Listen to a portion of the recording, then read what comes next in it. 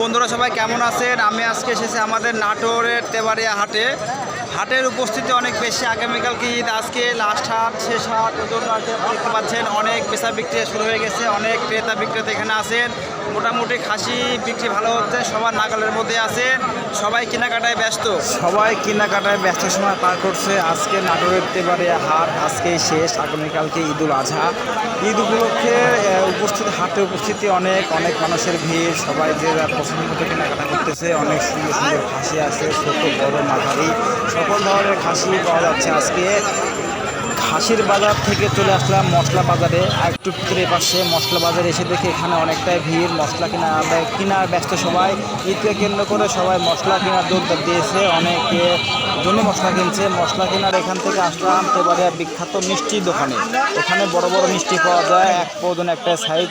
এর আগে কখনো খাওয়া হয়নি, তো ভাবলাম আজকে একটু মিষ্টি মুখ করা যাক। এখান থেকে বড় বড় পাউরুটি ছিল, পাউরুটিগুলো একটা ওজন 1 কেজি।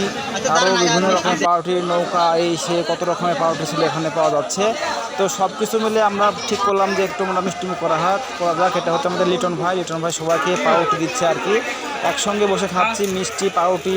এটা হচ্ছে সুমন ভাই খুব শক্তি দিয়ে আর কি পলিথিনটা খুলে, অনেক শক্ত ছিল মনে হচ্ছে।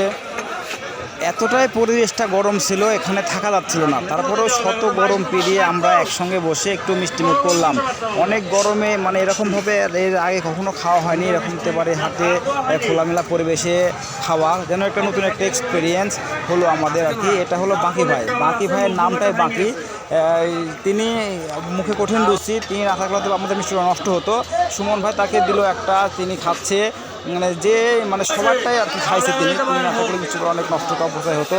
তো আমি বেশ কিছু না অল্প একটু খেয়ে মনে হলো আমি মানে এতটাই কড়া মিষ্টি যেন গাটা ঘেঁটে উঠতেছে আর কি। তারপরে একটু খেলাম, সবার সাথে মিষ্টি করলাম।